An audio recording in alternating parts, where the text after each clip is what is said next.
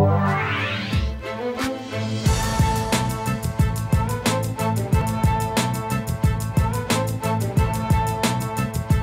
tous, je suis Jean-Claude Péton. Bonsoir et bienvenue parmi nous. Je vous rappelle que vous êtes en direct sur AUB, la toute nouvelle radio-télévision des États-Unis d'Afrique. Et bien ce soir, notre toute première émission nous a amené à découvrir un talent africain dans le showbiz international. Nous avons aperçu ce jeune homme qui évolue sans cesse et en vitesse, bien évidemment, très talentueux et se retrouve tout de suite au sommet et figure parmi les talents les plus talentueux de Vogue Magazine. Mannequin, bien évidemment, mais il fait aussi du cinéma, la danse et bien d'autres choses. L'honneur me revient ce soir de vous présenter la girafe de l'Afrique, celui-là que j'ai nommé Kiki le mannequin. Kiki Kamona. Salut, je suis content. Oui, salut à tous les téléspectateurs et auditeurs. À l'état civil, c'est Kossi Sokou. Et si Facebook ou bien publiquement, les gens me connaissent par Kiki. Donc, c'est ça. Je suis togolais 100% et je vis aux États-Unis présentement. Dans quelle ville? Dans la ville de Philadelphie. Bienvenue à New York. Oui, merci. Alors, on est à New York. Oui, on est à New York. Déjà les images et tout. La vue de New York. Oui. Dites-nous concrètement, à quel moment de votre vie vous avez décidé de vous lancer dans le showbiz? Je peux dire que ça a été un rêve d'enfance, mais comme on le dit, on n'avait pas cette opportunité ou bien cette chance lorsqu'on était au pays. Et aussi, tu sais, les parents africains, rentrer dans le showbiz pour eux, non, c'est pas ça. Donc, il faut que tu sois allé à l'école, un docteur, ouais, un enseignant ou bien un truc comme ça. Donc, mais arrivé aussi aux États-Unis, ça m'a encore ouvert les yeux et ça m'a donné l'opportunité de rentrer dans le showbiz et de vraiment foncer là-dedans. On a vu que vous avez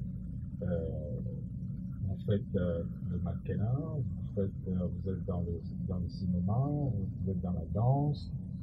Comment arrivez-vous à faire tout ça? Ouais, c'est pas facile. Et après tout cela, j'enseigne aussi. Donc, en plus. C'est pas facile, mais bon, comme je le dis souvent, si tu as quelque chose dans le cœur, tu vas trouver du temps pour cela. Donc, je travaille dans la semaine du lundi à vendredi et je prends mon week-end pour faire tout ce que j'ai à faire dans le mannequinat ou bien la cinématographie ou la danse. Donc, c'est comme ça que je gère tout. Dites-nous un peu, comment tout a commencé? Tout a commencé subitement lorsque j'étais allé dans un mall à Philadelphie avec mon frère, mon grand frère et deux de mes cousins. Et on était toujours sortis pour aller acheter des trucs et se promener un peu. Et lorsqu'on était rentré dans le mall, ils faisaient un casting en ce moment. Ils recrutaient les jeunes talents. Donc, mon frère et mes cousins me disaient que non, tente ta chance. Donc, parce que à chaque fois qu'on sort, les gens te disent, tu t'habilles très bien, tu es un mannequin, tout là, mais je suis pas mannequin. Et mes frères m'ont dit, ok, tente ta chance. Ils me disent, non, je ne veux pas, mais ils m'ont poussé. Donc, je me suis enregistré, j'ai donné mes contacts et autres. Et après, ils m'ont appelé pour venir pour une séance photo et voir comment après les photos, s'ils peuvent travailler avec moi. Donc, c'est comme ça que j'ai commencé. Avec le mannequin. Oui, avec le mannequin. Le cinéma, et la danse et tout. C'est ça. Après que je m'étais enregistré, ils m'avaient appelé pour les photos, j'ai fait les photos. Et après 2 semaines, on m'a envoyé une lettre à la maison que j'ai été retenu pour faire mon tout premier, je peux dire, mini défilé dans le mall. Et ça a été mon premier défilé ici. Les rêves se réalisent vraiment. Donc, j'avais fait ce défilé. Et de là, j'ai été contacté par une agence qui m'avait signé pour 6 mois. Et de là, j'ai continué par tisser des relations qui m'ont encore envoyé dans une autre agence où je m'étais allé pour me former dans la cinématographie. Et vous avez fait des études dans oui. cinématographie. J'avais fait une année d'études dans la cinématographie en tant qu'acteur. Ah, ok. Donc, c'est de là aussi que après cela, je m'étais rentré dans la cinématographie. On a vu que vous avez déjà travaillé pour Vogue Magazine que tout le monde connaît très bien. Et comment est-ce que vous êtes arrivé à cela? Ça n'a pas été facile, comme je voulais dire, ça n'a pas été facile. Ça a été vraiment dur pour moi, mais comme on le dit, si tu veux quelque chose à tout prix, il faut y travailler pour ça et quand la porte va s'ouvrir, tu seras prêt pour cela. Donc, il faut dire que j'ai dû me batailler. À chaque fois que je sors, je me présente. Il faudrait déjà que je me donne une identité dans le monde du fashion ou bien du mannequinat en général. Donc, c'est là je sortais, je tissais des relations. Et ces relations m'ont amené à ma tout premier magazine que j'avais fait avec un designer. Elle est de New Jersey et c'était une magazine de New York. Et c'est de là encore j'ai tissé d'autres relations qui m'a conduit au magazine international. Magazine, certains de Londres et de Vogue et tout cela. Vous avez travaillé avec Vogue une seule fois Une seule fois, avec un designer international. Bon, ok.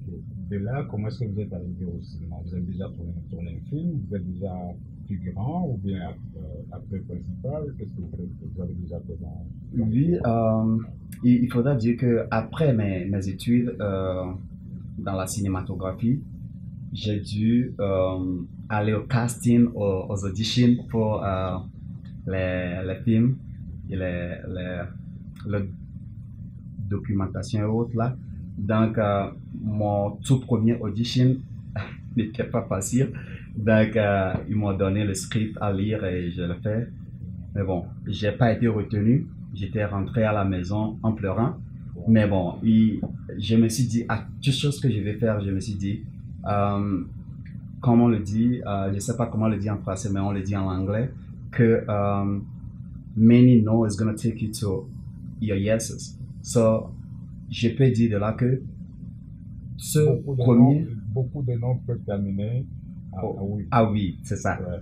Donc, c'est comme on peut dire que l'expérience de l'inaccessible, celui qui dit par exemple que seule l'expérience de l'inaccessible, c'est celui qui, partant de l'angoisse, agit avec le pressentiment, seul sachant qu'en passant par l'impossible, peut atteindre le possible.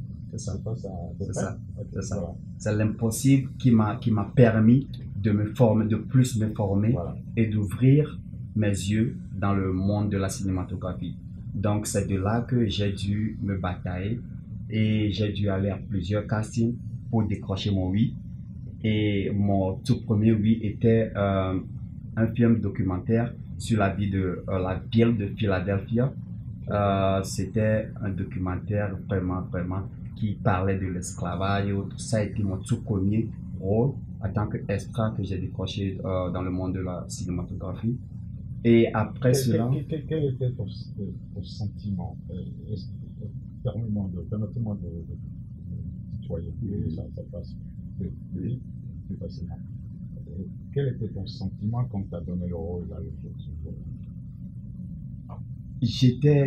Tout d'abord, je me suis dit, waouh, c'était un rêve. Dès que j'étais enfant, je me disais que bon, je dois rentrer dans le monde de la cinématographie.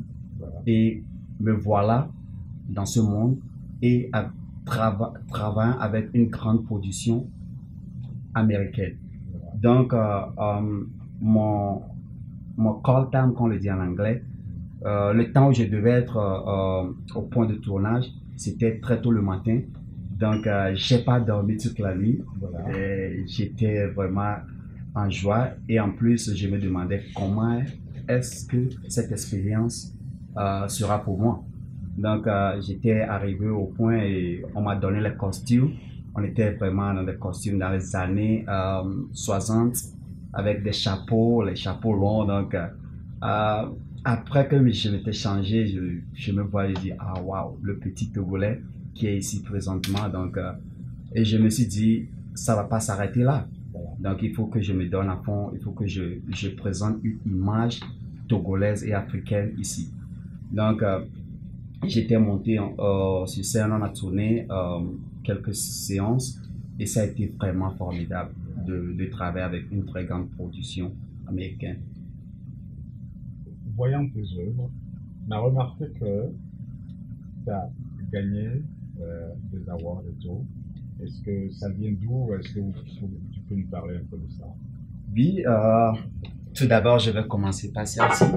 Celle-ci a été mon premier award en tant que mannequin Top Male Model. Et j'ai eu ce trophée en 2015, tout juste 3 ans après, lorsque j'étais rentré dans le monde de la mannequinat. Et ça venait de l'Atlantic City Fashion Week, là où j'avais fait mon premier grand défilé de mode. Donc, j'avais eu ce trophée en 2015 en tant que Top Male Model de Atlantic City Fashion Week. Et On peut voir un peu, hein? oui, c'est un cristal. En bouteille d'alcool. Pourquoi en bouteille? Ah, c'est l'emblème de la compagnie qui organise Atlantic City Fashion Week. Et l'autre, par exemple? Et l'autre, tout d'abord, avant de parler de ceci, je vais aller un peu en arrière. Après ce trophée, j'avais tissé des relations qui m'ont tissé vers Mr. Africa USA. Et j'avais représenté le Togo en tant que Mr. Togo en 2016, début 2016. Et j'avais fini en tant que deuxième. Donc j'ai représenté le Togo et j'ai fini en tant que deuxième Mr. Africa USA. C'était en quelle année? C'était en 2016. 2016, ok. Et tout juste après cela, ça m'a poussé vers ceux qui organisent ce trophée. Ce trophée, c'est DEA, Diaspora Entertainment Award. Ce trophée, ça vient de la diaspora africaine ici aux États-Unis. Voilà. Donc, ils m'avaient contacté, ils ont vu mes œuvres, ils m'avaient contacté, ils se disent que bon, on a un award qui arrive, est-ce que tu veux en faire partie? Donc, je me dis, pourquoi ne pas tenter ma chance et représenter encore le Togo valablement ici aux États-Unis?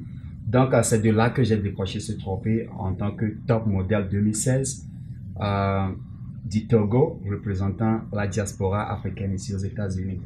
Donc, vous êtes, on peut dire que tu viens du Togo, oui. Originaire du Togo. Ça fait combien d'années vous êtes aux États-Unis? Ça fait pratiquement 6 ans. 6 ans? 6 ans dans les 7 ans que je suis ici. Voilà. J'étais venu en 2011, donc voilà. En tant que Togolais, depuis le 19 août dernier, 19 août 2017, bien évidemment, le Togo traverse une grande crise politique.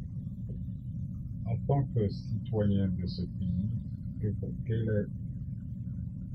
que pensez-vous pour une sortie de crise togolaise?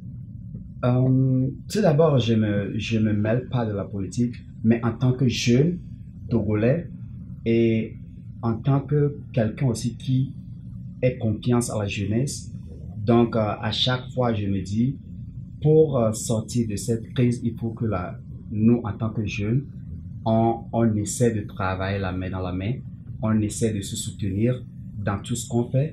Parce que on le dit souvent, même ici aux États-Unis, le gouvernement ne peut pas tout faire pour la jeunesse ou bien pour l'ailleurs. On peut encore travailler et on peut encore évoluer.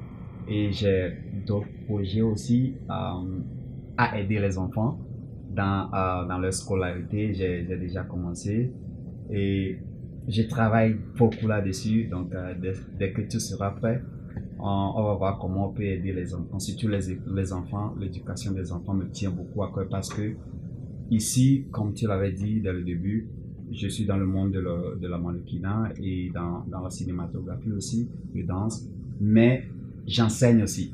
Vous êtes enseignant? Oui, je suis enseignant dans un collège à Philadelphia.